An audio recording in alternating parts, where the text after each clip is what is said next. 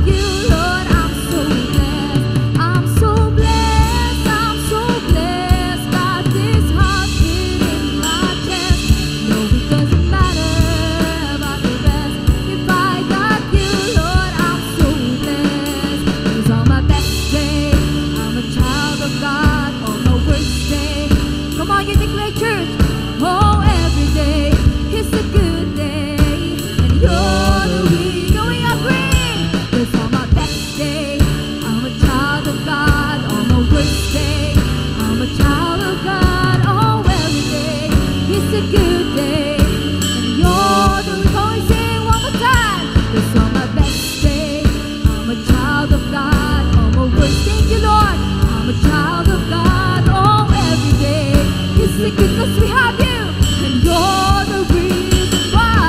I'm so blessed, I'm so blessed. Got this heartbeat in my chest. No, it doesn't matter about the rest. If I got you, Lord, I'm so blessed. I'm so blessed, I'm so blessed. Got this heartbeat in my chest. No, it doesn't matter about the rest. If I got you, Lord, in the best day, it's on my best day. I'm a child of God. On my worst day, I'm a child of God. Oh, every day, it's a good day. Say, you're the reason why. It's on my best day. I'm a child of God. On my worst day, oh, I'm a child of God. Oh, every day, it's a good day. You're the reason why. You say, I'm so blessed, got this heartbeat, yes, that's it. No, it doesn't matter about the rest. If I got you, Lord, I'm so blessed, I'm so blessed. Yes, come on, raise your voice for Jesus. You tell him how blessed you are. Hallelujah. If I got you, Lord, I'm so blessed.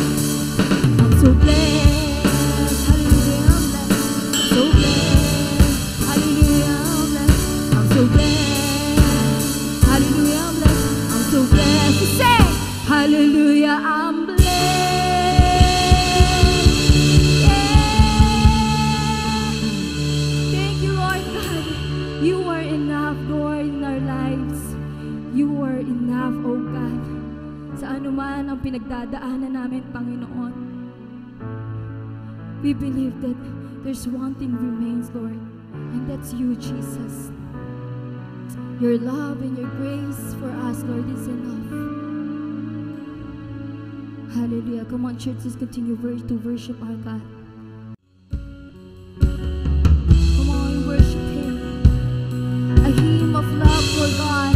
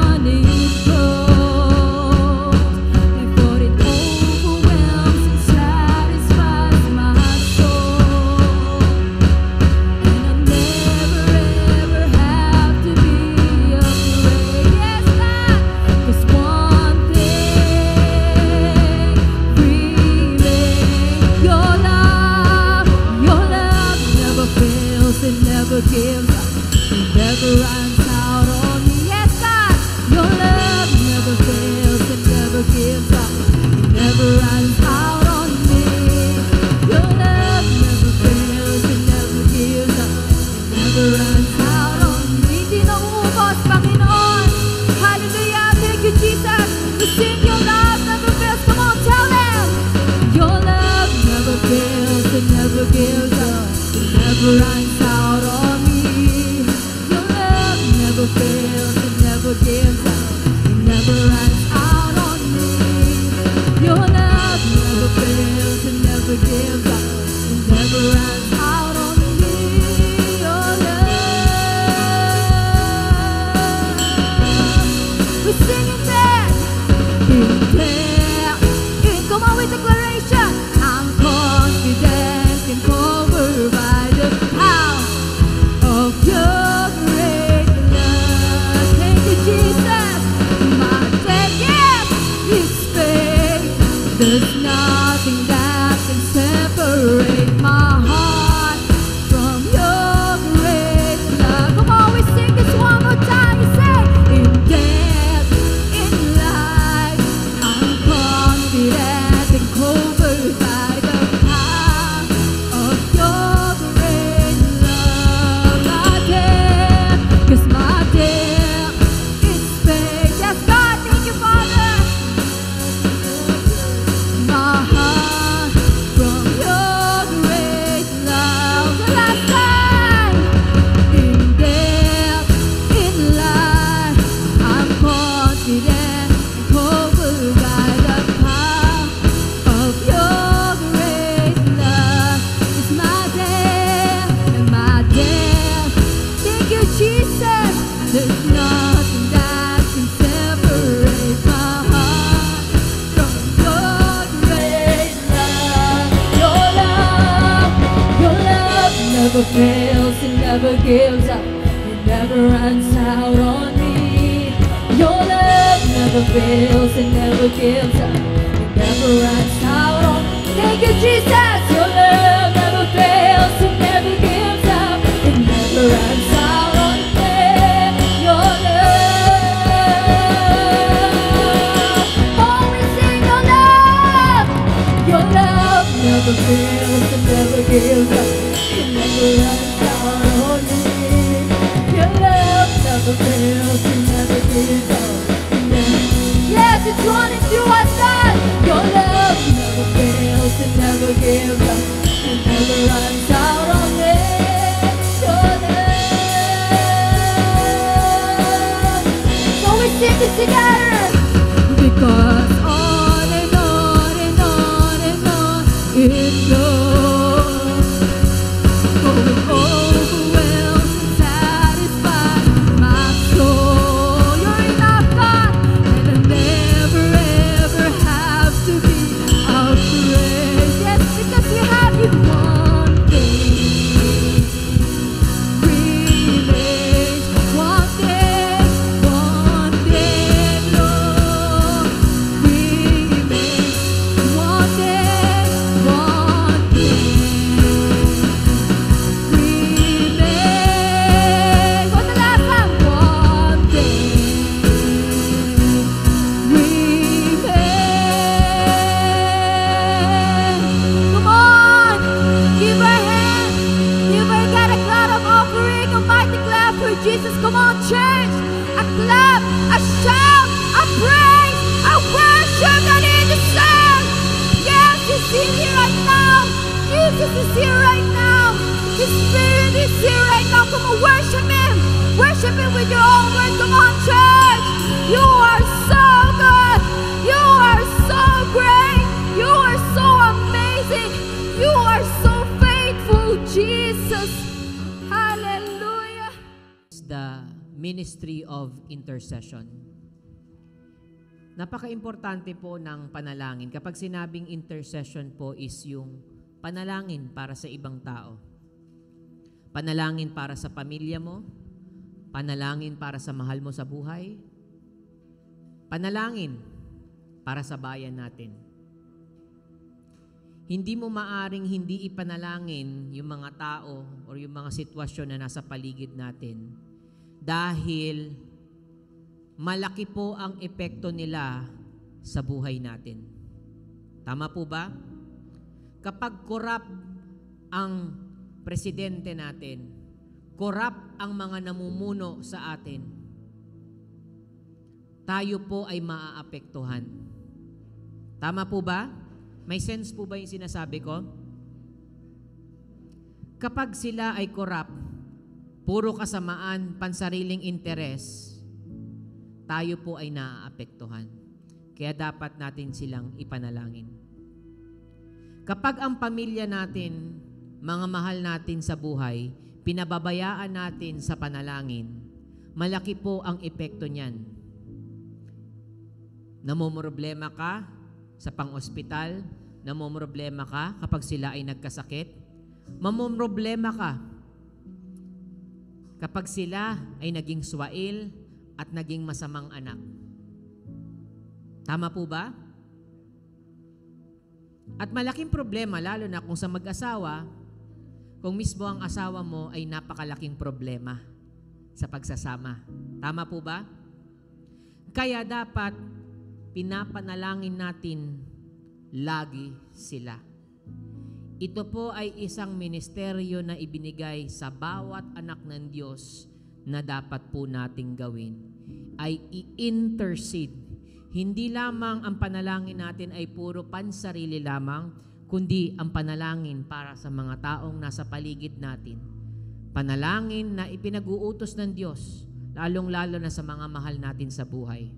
Dahil gusto ng Diyos, maranasan nila ang kabutihan at mag-declare ka ng kabutihan ng pagpapala sa kanila.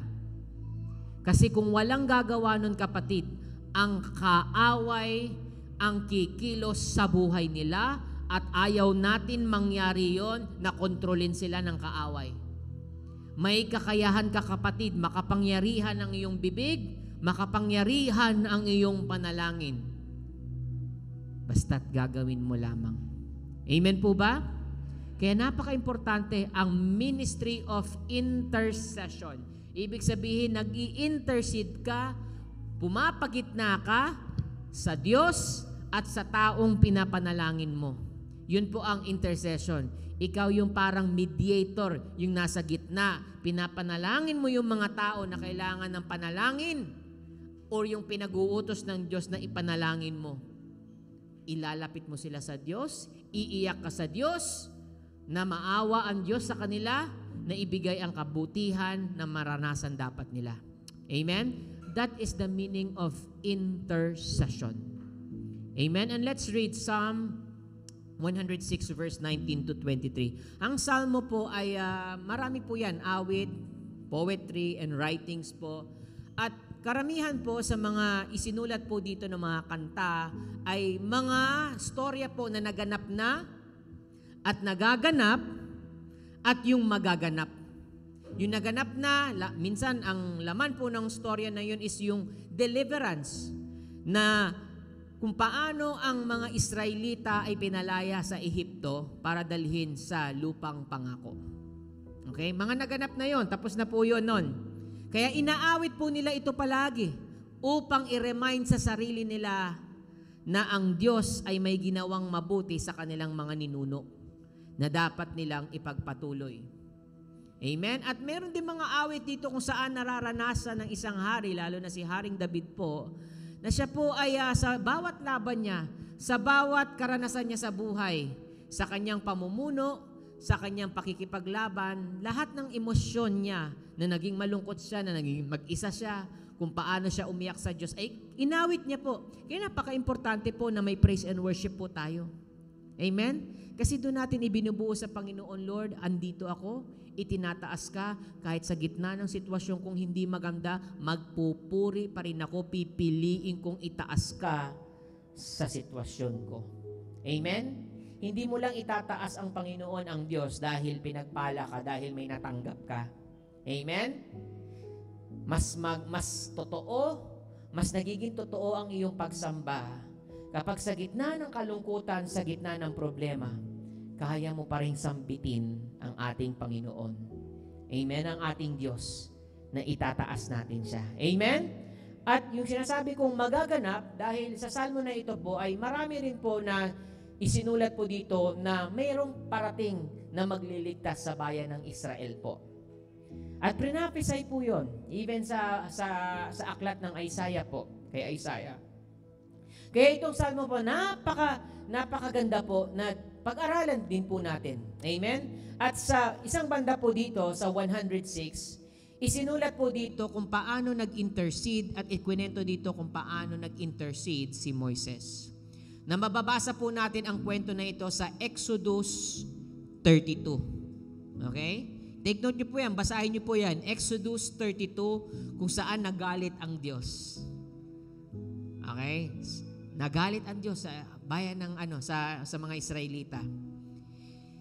Psalm 106 verse 19 to 23, they made a calf in Horeb. Gumawa sila ng guya ng yung baka. And worship and molded image. Talagang nila. Nagmold sila ng struktura. Nilikha ng kanilang kamay. Thus, they changed their glory into the image of an ox that eats grass. Yung Diyos nila, yung hayop na kumakain ng damo. Gusto mo ba yung Diyos mo kumakain ng damo? Samantalang inaalagaan lang natin yung mga hayop na yon. Pero minsan, pinipili ng tao na sambahin yung ginagawa ng kamay. Kaya po ang Diyos manibughuin po eh. He's a jealous God. At kapag nagseselos ang Diyos, nagagalit, naiinis ang Diyos. Naiinis siya dahil ayaw niya, hindi dahil ayaw niya yung mukha mo. Naiinis siya dahil may ginawa kang hindi maganda. Na ipinagpalit mo ang kalwalhatian, ang kabutihan ng Diyos sa isang creation. Gaya nga po nung katatapos lamang namin ng Book of Leviticus and Numbers, sabi ko sa kanila, Leviticus is about the Holy God, banal na Diyos. Kaya hindi mo pwedeng ikumpara ang Diyos sa kanyang creation, sa kanyang ginawa. He is above that creation. Kaya ibig sabihin po ng holiness, separate po sa mga common na bagay or separate siya doon sa kanyang nilikha. Bakit? Dahil ang tao, kahit hanggang ngayon, ay sinasamba ang mga bagay na nilikha ng Diyos, maging ang mga nililikha po natin. Paano po, Pastor? Hindi naman tayo sumasamba sa baka. Ang ibang bansa po, ganun ang ginagawa. Okay? Sinasamba nila ang baka, daga, kaya hindi nila pinapatay po yun. Kasi sa kanila po ay Diyos po yun. Or minsan, yung namatay daw na kaluluwa, napunta daw doon. Okay, na-reincarnate. Ay ko talaga. So, pag ako namatay, maging ipis ako. Iyon po ang paniniwala ng iba. To the extreme na sambahin nila. Pero meron din tayong mga Pilipino rin. Meron din tayong sinasamba na minsan mga nilikha ng ating kamay. Ito yung trabaho natin. Minsan yung mga pagpapala, nako-confuse tayo doon sa nagpapala at sa pagpapala. Na minsan yun ang sinasamba natin, yun ang inuuna natin. Yun po ang ibig sabihin ng idolatry. Ipinapalit mo sa Diyos yung oras mo, yung panahon mo, yung pera mo sa mga bagay na yun. Imbis na siya lagi ang nauuna. And meron dito rin na minsan mga tao sinasamba yung mga idol image, gumagawa. Sabi ng iba, hindi namin wino-worship. Hindi naman namin yan sinasamba. Tandaan nyo kapatid, ang worship ang ibig sabihin, anumang bagay na ginagawa mo sa Diyos or sa tao, yun ay worship mo. Kaya kung ikaw ay tumutulong sa tao, ibig sabihin, ang Diyos ay nasa iyo. Yun ay resulta ng pagsamba mo na may tunay kang relasyon sa Diyos. Amen? Kaya kung ano yung ginagawa mo, even kahit sa trabaho mo, nagtatrabaho ka ng maayos, because that is your worship to God. Hindi mo sinasamba yung trabaho mo. Inaayos mo yung trabaho mo, dahil alam mo, binigay sa iyo ng Diyos yun, papahalagahan mo, amen? At kung ano man yung magiging resulta nun, mag-produce ng pera, i-honor mo ang Diyos sa pagbibigay. Yun ang worship. Kaya ano man yung bagay na binibigyan mo ng sobrang halaga na higit pa sa Diyos, ay idolatry po yun. At nagagalit po ang Diyos sa ganun. Amen?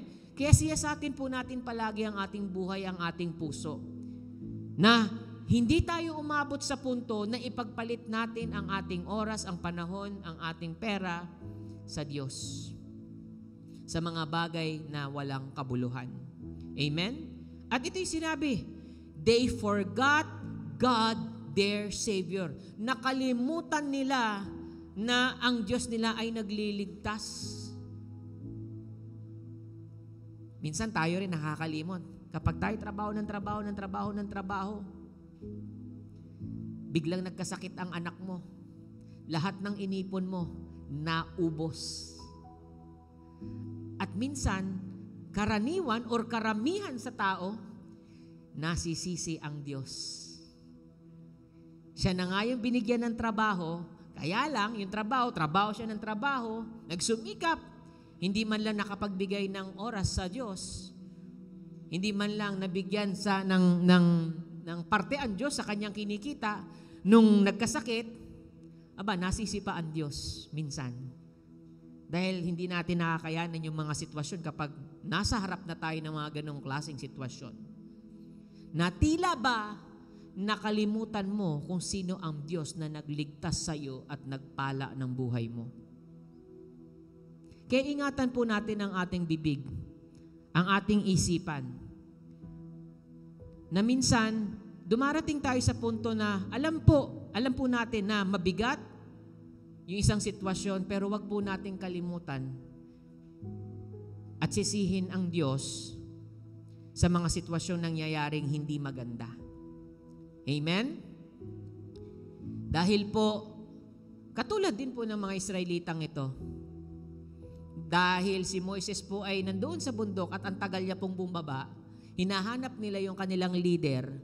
Dahil sa kanilang paghahanap ng leader nila na mapakatagal at akala nila kinalimutan na sila, gumawa na sila ng sarili nilang Diyos-Diyosan. Minsan ganun tayo. Parang hindi na ako inaano ni pastor Hindi na ako pinapollow up hindi na ako binibisita. 'Di ba? Ayaw na sa church, ayaw na magsimba. Hindi po ganoon, kapatid. Amen? Ano man yung mga magagandang bagay na inaasam-asam natin, wag nating na parang galit ang Diyos sa atin o nakalimutan. Hindi po. Amen? Andiyan pa po ba kayo? Who had done great things in Egypt. They forgot God, their Savior, who had done great things in Egypt. Nakalimutan nila ang Diyos. Ito yung pagkatapos na sila ay nakaalis sa Egypt, na hindi na sila alipin, at nakatawid sila sa Red Sea, ang daming ipinakitang milagro ng Diyos sa kanila. Pero dumarating sa isang punto na nagkaka-amnesia. Diba? Minsan sa pamilya parang nakalimot na yung mga mabubuting gawa. Diba kung tao nga lang nakakalimot na nga yung iba sa mga magagandang ginawa natin, then how much more tayo sa Diyos? Minsan nakakalimot din tayo, parang nagka-amnesia na tayo. Pinagpala lang ng Diyos. Ayaw na. Naalala ko yung isang kwento nun May kwento daw, sabi ng isang miyembro, Pastor, pag nagkaroon ako ng 10 sasakyan, yung isa doon ibibigay ko sa church. Sabi niya ng ganun. Talagang ganun yung puso niya. Talaga? Kapatid, maganda yan. Maganda nga naman, di ba? Kung bigyan kayo, sino dito gusto magkaroon ng 10 sasakyan? Mamumroblema ka sa parking nun. Saan may paparada yun? Amen? Pero yung isa sasakyan, bibigay niya daw sa church. Okay. Sabi nung pastor, next month, anniversary ng church Kailangan sana ng ng lechon, ng baboy. Meron siyang yung membro na yun, may baboyan siya. Sabi niya sa pastor, Pastor naman, wag naman yung baboy ko. Minsan ganun tayo Yung parang, Lord, ito, sige, pag pinagpala ako, ibibigay ko sa iyo lahat. Pero minsan yung meron tayo, parang ang hirap ibigay, no? Minsan nakakaligtaan natin yung mga bagay na hindi natin nakikita na galing sa Diyos. Minsan parang pinagdadamot natin, ayaw pa natin ibigay. Actually, meron po ako namimit na ganyan mga tao eh. Ang sabi nila, tutulong sila sa ibang tao or magbibigay sila kung kailan makaangat-angat na, makaluwag-luwag sa buhay. Naririnig niyo po ba yung ganyan? Or maaaring ganyan ang ating pag-iisip. Nasabi nila, magbibigay lang kung kailan maganda na yung buhay, maangat na yung buhay. Saka na sila tutulong. Madalas ko pa marinig yan minsan sa mga pamilya. Pero alam niyo po, isa sa natutunan ko sa tatay ko is, alam mo ba, na kahit feeling mo sa sarili mo, naiisip mo wala ka, meron kang kayang ibigay. Hindi lahat pera ang kaya mong ibigay. May mga bagay na nandiyan dyan sa kamay mo na pwede mong ibigay. Una, yung oras mo. May kakayahan ka. Hindi ka lumpo. Kahit ngayon disabled kayang gumawa. Kaya nga Sister Cecil kaya nga maglinis nito Ibig sabihin, kaya mong magbigay ng serbisyo. Or minsan, katulad ng isang story sa Bible, yung babae na widow, sentimo na lang. Yun na yung kakainin. Siguro pambili niya na lang ng tinapay yun, ibinigay niya pa lahat-lahat. Kabuhayan niya pero binigay niya. Ibig sabihin, anuman yung sitwasyon mo sa buhay mo, may piso ka man lang, kahit sentimo na lang yan nakalagay dyan sa wallet mo, kaya mong magbigay, kapatid. Huwag mong antayin na ikaw ay pagpalain at saka ka palang magbibigay, saka ka palang kayang magbigay ng serbisyo mo. Kapatid, may kakayahan kang magbigay. Kung ang disabled nga kayang magserbisyo, ikaw pa kaya na kompleto? Diba? Sige nga, galaw-galawin nyo nga yung kamay nyo. Diba? Kompleto kayo, diba? Kaya nyong magbigay, kapatid. Amen? Huwag niyong sasabihin na kung kailan yayaman, kung kailan aangat ang buhay niyo, doon lang kayo tutulong. Hindi po. May kakayahan kang tumulong. Wondrous works in the land of Ham, awesome things by the Red Sea. Ito yung mga ginawa ng Diyos sa kanila Kaya huwag niyong kakalimutan kung paano ka pinagaling ng Diyos, yung mga himalang ginawa ng Diyos sa buhay mo. Huwag mong kalimutan. Laging pinapaalala. Ito sa Exodus, pinapaalala sa kanila. Ito hanggang sa Psalm, pinapaalala. Amen? 1,000 taon na nakalipas, pinapaalala pa rin sa kanila ng Diyos yan. Therefore, He said that He would destroy them had not Moses, His chosen one, stood before Him in the breach to turn away His wrath, lest He destroy them. Dapat nga lilipulin sila ng Diyos dahil sa ginawa nila. Gumawa sila ng guya, gumawa sila ng image, at yun ang sinamba nila. Lilipulin sila ng Diyos. Lahat. Pero dahil merong nanalangin si Moises, stood before him, nanalangin, yung galit ng Diyos bumaba. Hindi sila nalipol. Lahat. Yung iba, kasi nag-take sides Pero ibig sabihin ng Diyos, kahit gano'n na galit-galit, gustong parusahan, kasi bawat action po natin, lalo na kapag hindi maganda, may consequence po yan. May consequence po ang bawat ginagawa po natin. At kapag hindi maganda, aanihin mo yan, kapatid. Magsalita ka ng hindi maganda, aanihin mo yan. Gumawa ka ng hindi maganda, aanihin mo yan. Pero dahil alam ni Moses na gano'n ang mangyayari sa kanila, nanalangin siya. Kinausap niya ang Diyos. Kapatid, kung mahal mo ang pamilya mo, mahal mo ang anak mo, mahal mo ang asawa mo, mahal mo ang bayan mo, manalangin ka. Dahil kung meron silang maling ginagawa sa buhay nila, aanihin nila yon. Gusto mo bang makita ang mga anak natin, ang mga pamilya natin, na sila ay mawala ng tuluyan at hindi makakilala sa Diyos at maranasan yung galit ng Diyos. Kaya kailangan, kapatid, patuloy tayong manalangin. Hindi natin hawak ang buhay nila. Pero ang Diyos kayang kumilos kung may nananalangin. Kaya sabihin mo sa katabi mo, mag-pray tayo, kapatid. Napaka-importante ng prayer. And the next po is the picture of an intercessor. Ito po yung larawan ng isang intercessor. Yung people of Israel made themselves a golden calf, an idol, para i-worship. It's a direct disobedience to God. Kaya kung ano man ang ginagawa ng mga anak natin, ng mga ibang tao na sa paligid na pinapanalangin natin, lalo na if they disobey God, magagalit ang Diyos. Kailangan ipanalangin natin. God said that He would destroy the people for their disobedience, which is what they deserve. Deserve nilang parusahan dahil sila ay nagdi-disobey.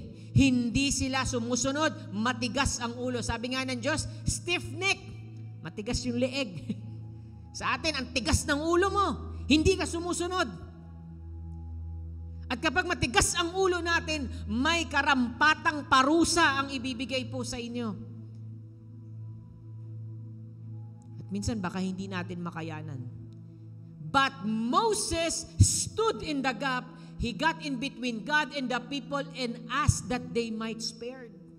Yun po yung sinabi sa Exodus chapter 32 po.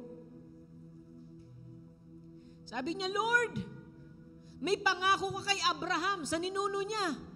Ano yung pangako? Yung blessing ni Abraham.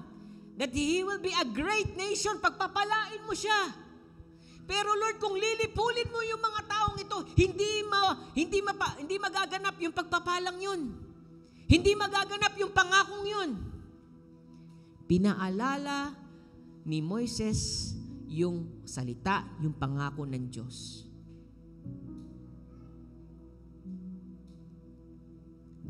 Alam nyo kapatid, may pangako ang Diyos sa bayan natin. Huwag kang titingin sa mga pinuno natin na parang feeling natin siya na yung magbabago ng bayan. Hindi po. Tao lamang po sila. Minsan nakokorap, masama po yung naiisip nila at nagagawa nila. Tumingin ka sa Diyos na may kakayahan baguhin ang bayan natin. Amen? Ganon din sa mga anak natin, sa asawa natin, sa pamilya natin. May magandang plano ang Diyos sa kanila. That's why kailangan mong manalangin, i-intercede at sabihin sa Diyos, Lord, ipaalala mo sa Diyos na merong magandang plano ang Diyos sa anak mo, may magandang plano siya sa asawa mo, may magandang plano siya sa lolo, lola mo, sa nanay, sa tatay mo, sa mga anak mo, sa mga apo mo. Lagi kang mag-release ng blessing. Lagi mong i-release yung pagpapala na ibinigay sa kanila ng Panginoon. Ganun ang ginawa ni Moises. Umiyak siya sa Panginoon. Lord, may pagpapala kang ibinigay kay Abraham, kay Isaac, kay Jacob. Hindi mangyayari yun kung lilipulin mo sila. Kung paparusahan mo at mawawala sila. Kaya kapatid, napaka-importante ng panalangin mo. Makapangyarihan ang panalangin mo dahil yan ang magliligtas din sa kanila para kumilos ang Diyos at maganap ang mabuting plano sa buhay nila. And then next po, may kita natin, ganito po yung pag-disobey nila. Gumawa po sila ng guya. Sinamba nila. At kapag gumawa ng hindi maganda, may parusa po yan. And then next po, may kita po natin dito. Ito po yung mga nahukay po. Alam niyo po kung bakit sila sumasamba, gumawa sila ng baka? Kasi nung time sa Egypt, ang religion sa Egypt ay marami pong Diyos. Yun ang lifestyle nila. Kaya meron pong mga nahukay na sumasamba, mga picture na sumasamba ang tao sa hayop. Ibig sabihin, gawain nila sa Egypt ang sumamba sa hayop. Kaya nung pinalaya na sila sa Egypt at sila ay hindi makapag-antay kay Moises sa pagbaba, anong ginawa nila? Bumalik sila sa dati nilang gawi na yung ginagawa nila sa Egypt na sumasamba sa hayop, ginawa nila. Kapatid, kapag binago ka na ng Diyos, pinalitan na yung buhay mo, pinaganda na ng Diyos ang buhay mo, kapag ikaw ay nasa isang proseso ng pag-aantay ng pagpapala mo, pag-aantay ng pangako ng Diyos, kapatid, makinig kang maigi, wag kang babalik sa dati mong gawain na mali.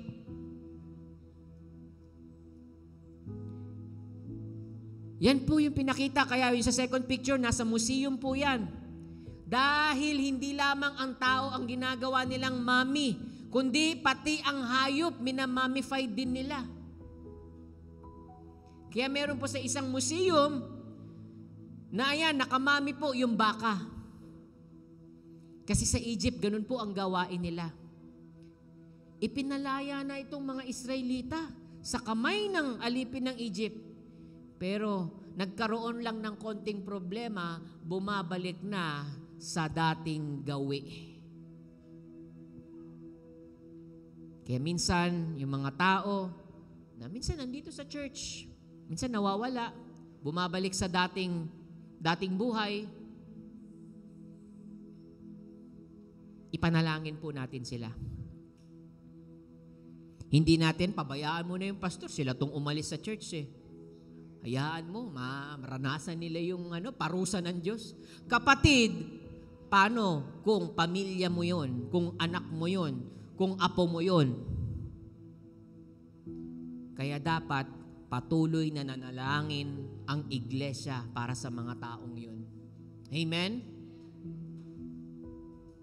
Huwag nating aantay na pamilya pa natin ang makitaan natin ng pagbabalik nila sa dati nilang gawa, sa dati nilang kasalanan. Babalik sila sa dati nilang kasalanan. Dahil kapatid, katakot-takot na panalangin ang gagawin mo at luhod at pupudpurin mo ang tuhod mo sa panalangin. Amen? That's why we need to intercede them. Next po.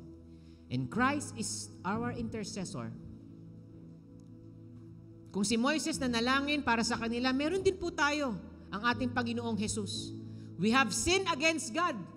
Just like Israel, we disobeyed Him. What we deserve from God is His wrath and punishment of our sins. Then Jesus on the cross bridged that gap and made a way for us to come back to God through the cross. Sa pamamagitan ng ating Panginoong Hesukristo, nagkatawang tao siya dito upang abutin ang tao at manumbalik sa relasyon ng Diyos. Dahil nawala tayo. Nahiwalay po tayo sa Diyos dahil we disobey God. And if we disobey God, we deserve punishment. Sa bawat pagsuway mo sa Panginoon at hindi ka nagsisisi sa iyong mga kasalanan, kapatid, you are cutting off your relationship to God.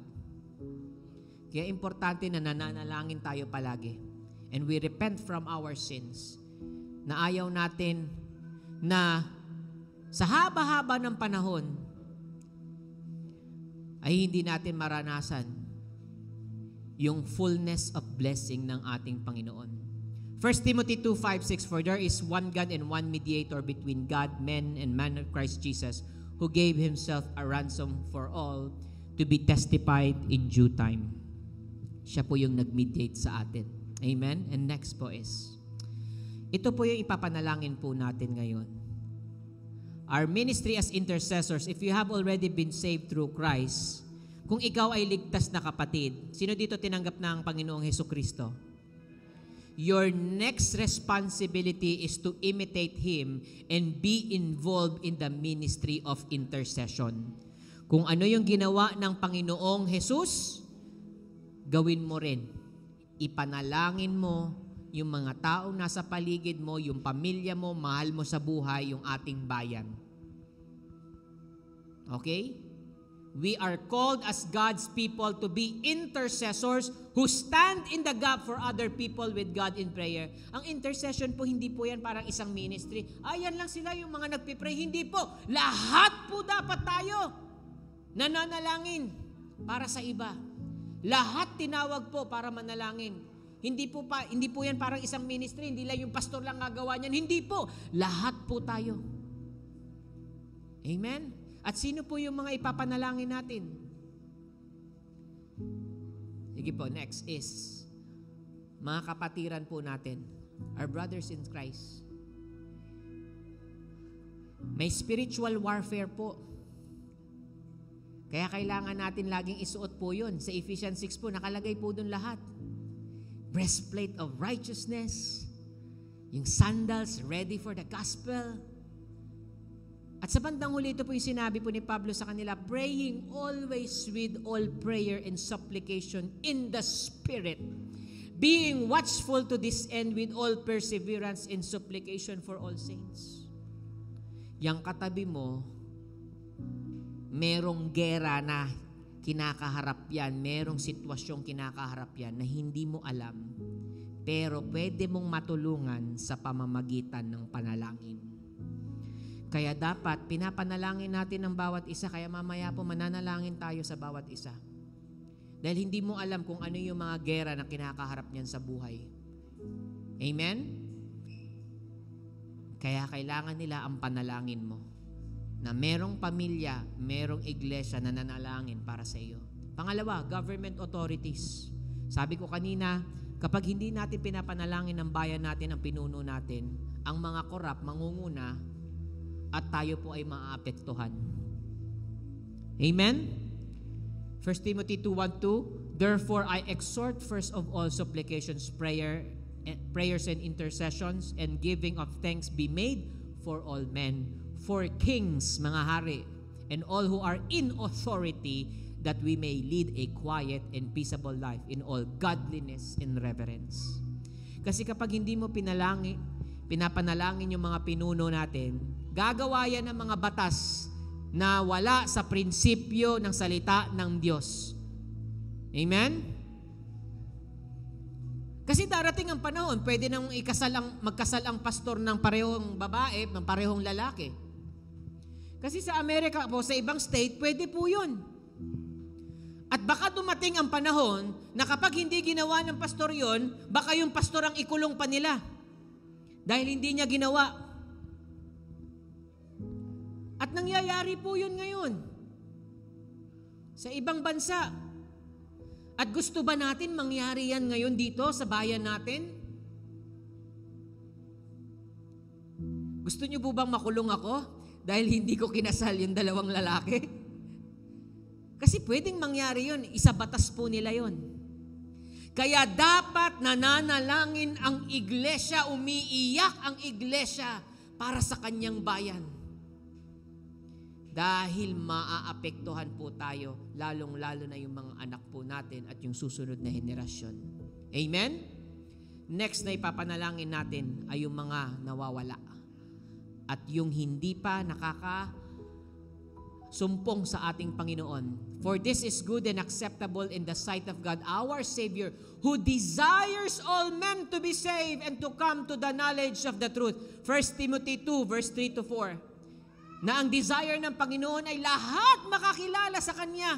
Lahat malaman ang katotohanan patungkol sa ating Panginoong Hesus. Paano nila malalaman kung walang mananalangin, kung walang pupunta sa kanila at magsasabi ng magandang balita? Brethren, my heart's desire and prayer to God for Israel is that they may be saved. Sabi ni Pablo.